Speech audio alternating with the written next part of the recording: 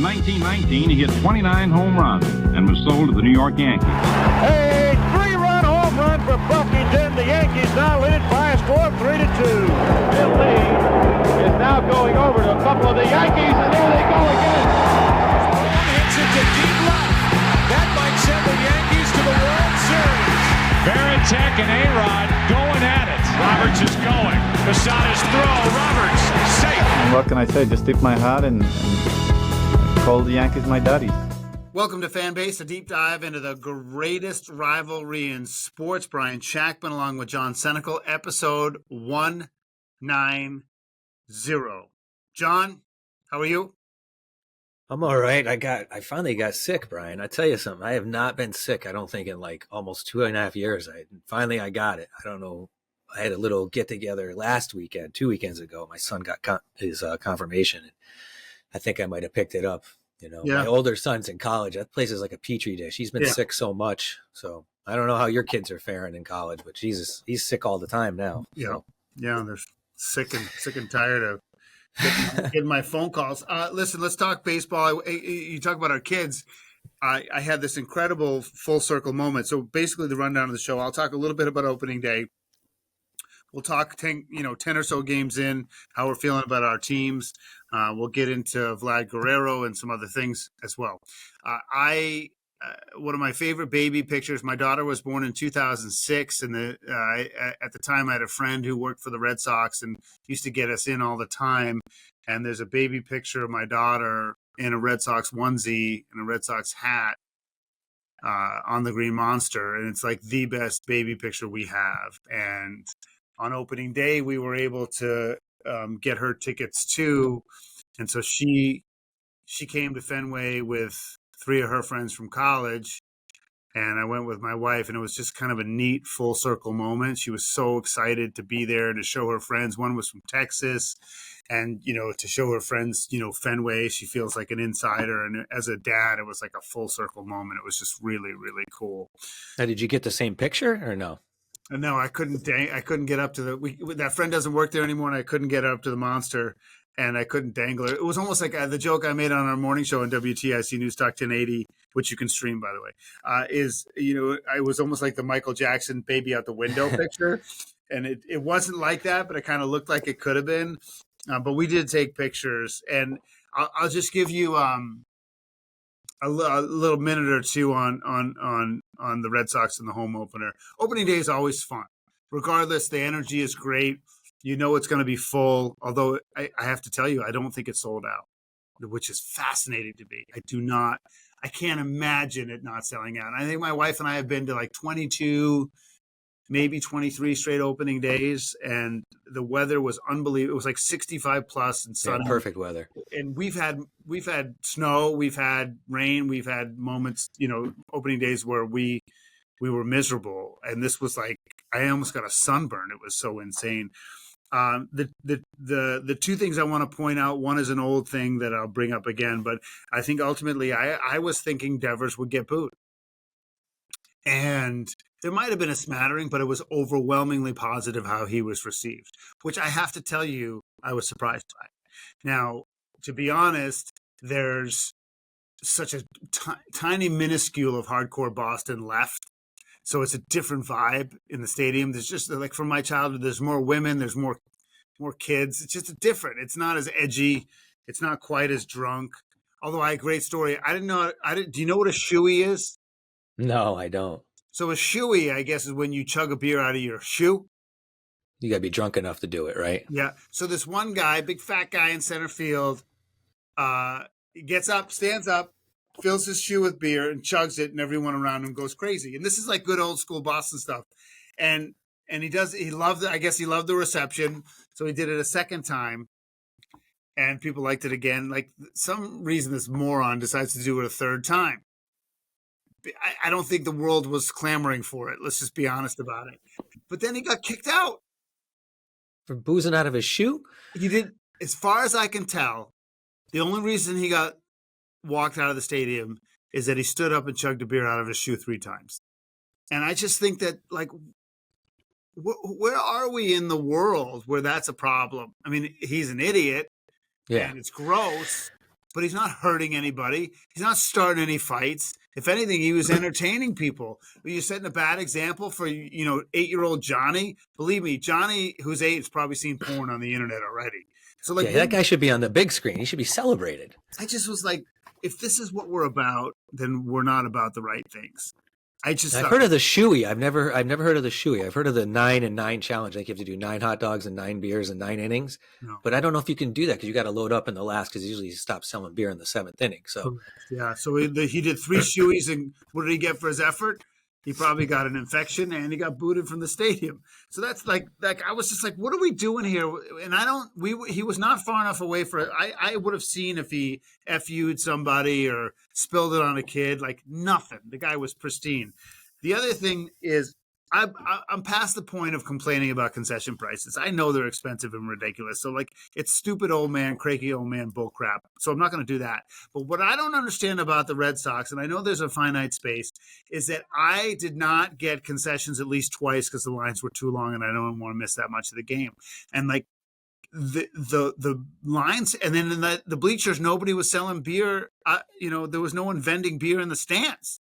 And so for me, like, am I going to spend 20 minutes in line to get that $18 can of Bud and watch it? I'm not going to do it. So I probably consumed, I mean, it's not like I'm going to get hammered necessarily anymore, but like, they missed at least 2 trips for me. Like, I probably spent $40 less than I would have. So like, my point is like, why aren't the Red Sox incentivized to have these freaking lines move faster? I mean, it was unbelievably brutal and slow, and I feel like they're losing money. So if they want to make more money, why wouldn't they find a way to make the flow better? I don't understand how they manage this stuff. I would think in today's day and age with the technology, you'd be able to move lines much faster. But I think a combination of probably, opening day, just not flowing the way it should be, given the fact that they should know how to do it because they've been doing it for years. But Fenway Park obviously is small and it's tough to be inside those tunnels and everything. But that is one of my biggest pet peeves about going to a Major League Baseball game, is the time wasted when you're not being able to watch the game that you're paying so much money for. Again, that's probably why I stay home more than I go to games. But at Yankee Stadium, I feel like, I don't know, when I was at Dodger Stadium, like, no lines, and there was 50,000 people there.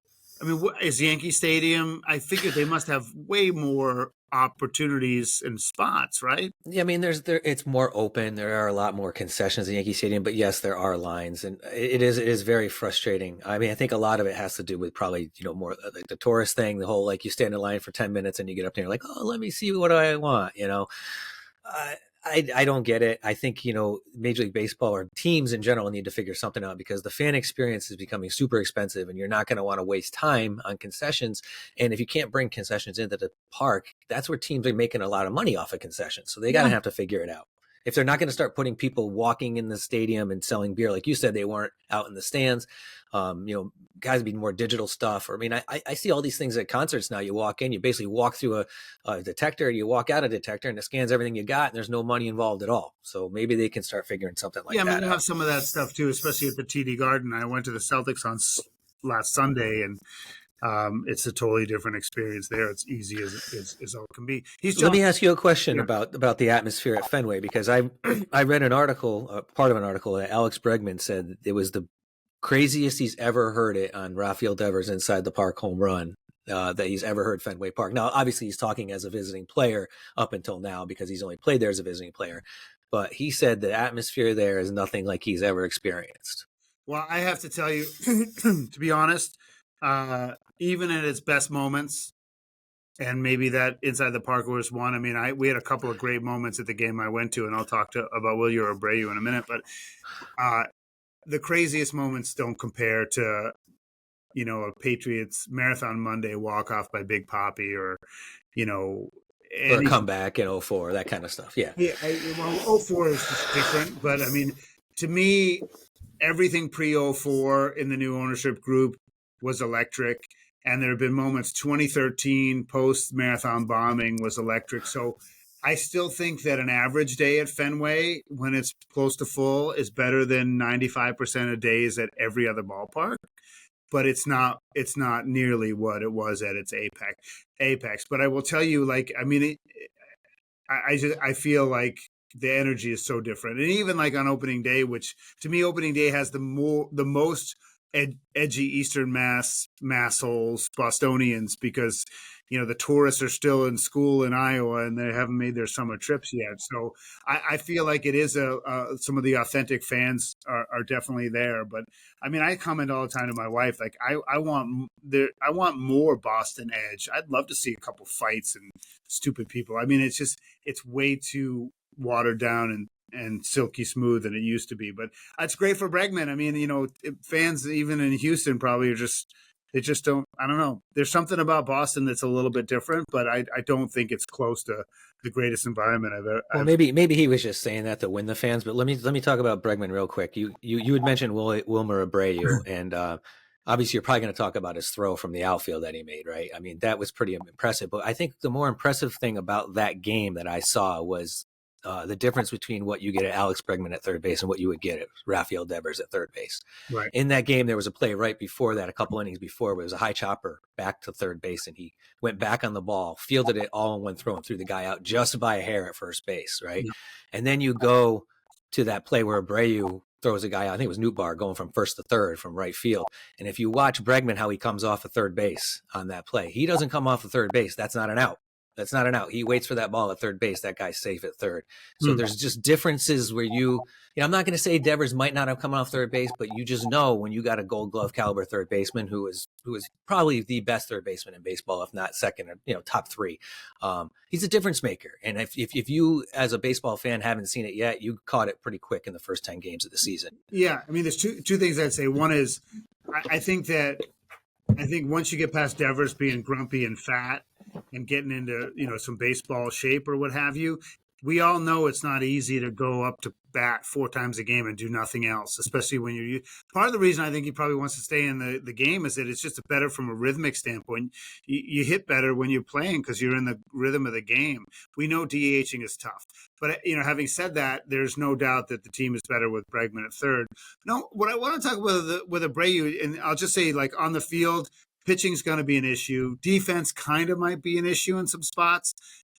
It seems so far offensively there is no issue, but like Abreu, like I'm trying to find guys that I really cheer for. For some reason, I like Story. I don't know. I don't have a feel for him personally. I just like him, the way he carries himself.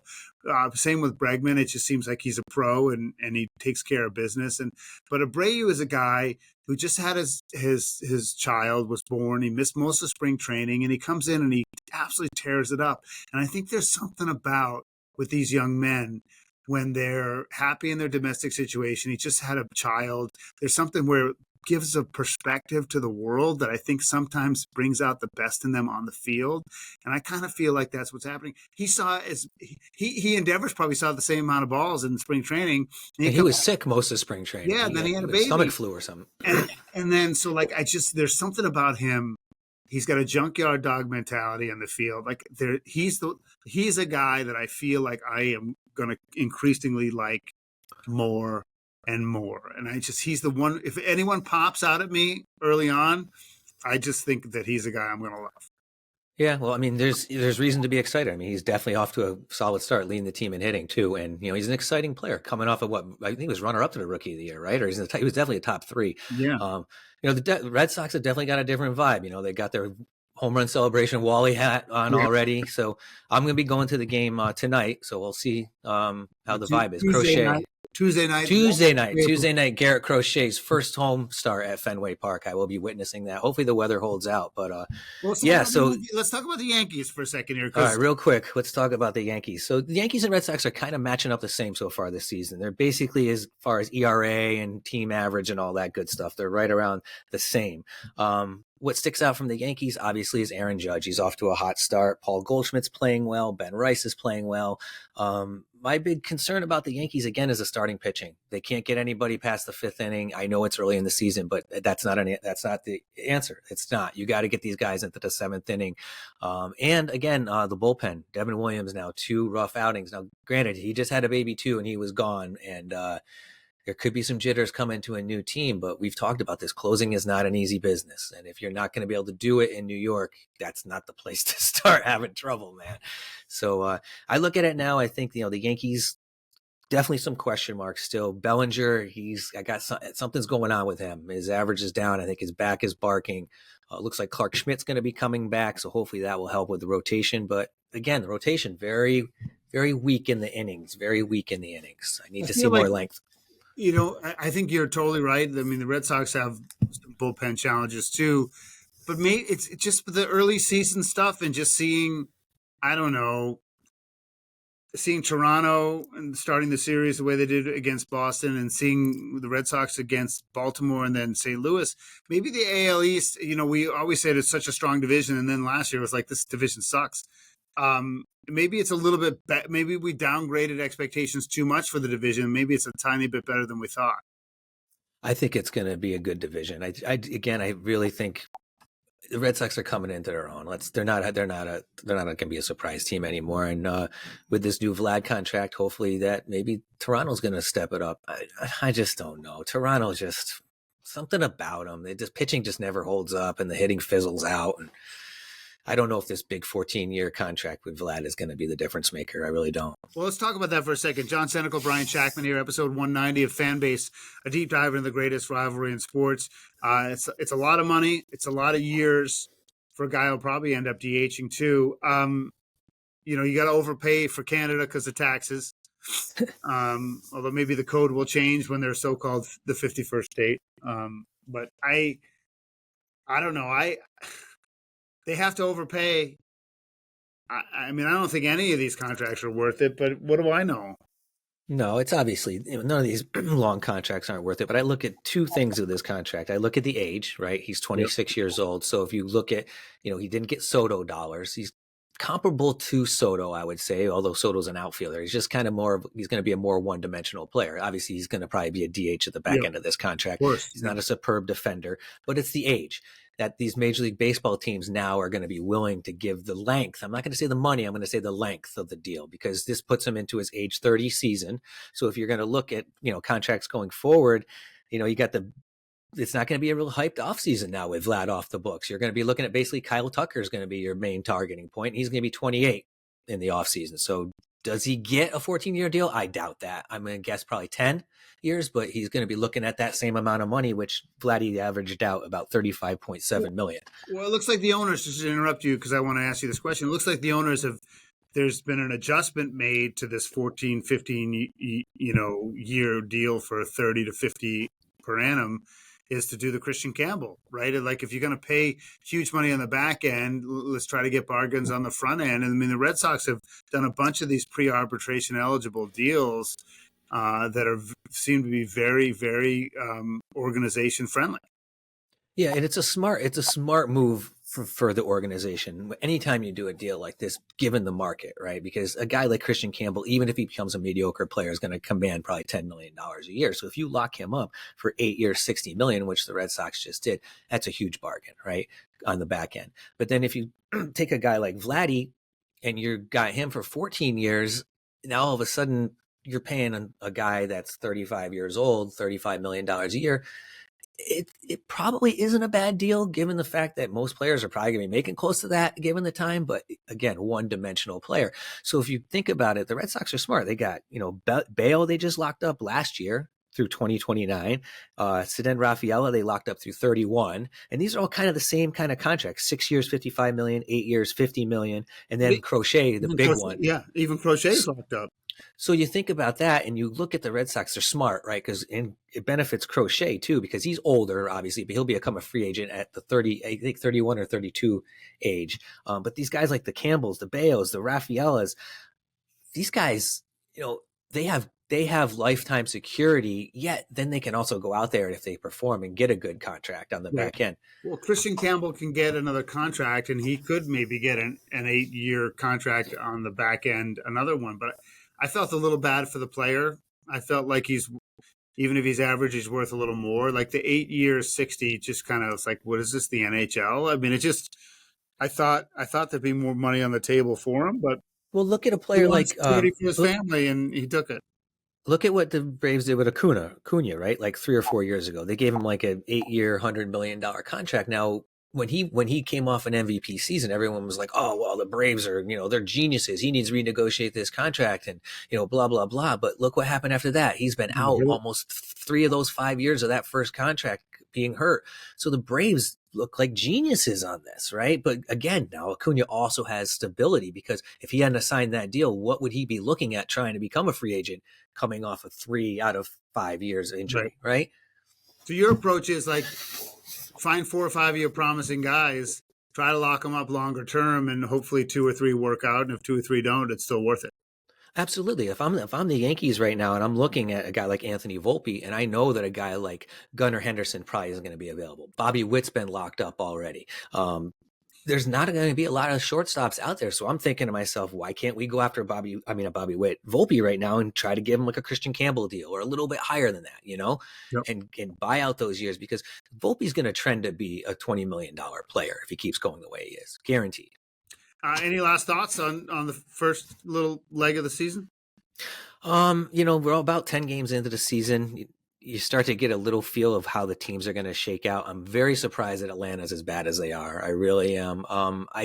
It's scary to think that they could really screw themselves and lose out in April, because they're not going to have Strider back. They're not going to have Acuna back probably till May. So that's going to be a big blow if they're 6, 7, 8 games back by then. The other thing I look at is with Vladdy signing, the market's going to be thin, which I think opens up the Japanese market again for the guy Munetaka Murakami, the first baseman from Japan, 25 years old, Triple Crown winner in Japan, MVP, that kind of stuff. So the pedigree's there, and everyone will be cutting their knives, salivating over him. Well, I also think, just as a parting shot, I think it makes the trade deadline really important too.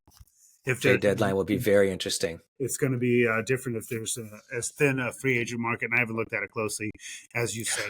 Great stuff as always, John. Be well. Have fun at Fenway. All right, thanks. Hope I feel better, man. Yeah, you'll get better. John Sedical, Brian Shackman. You've been listening to Fanbase, a deep dive into the greatest rivalry in sports.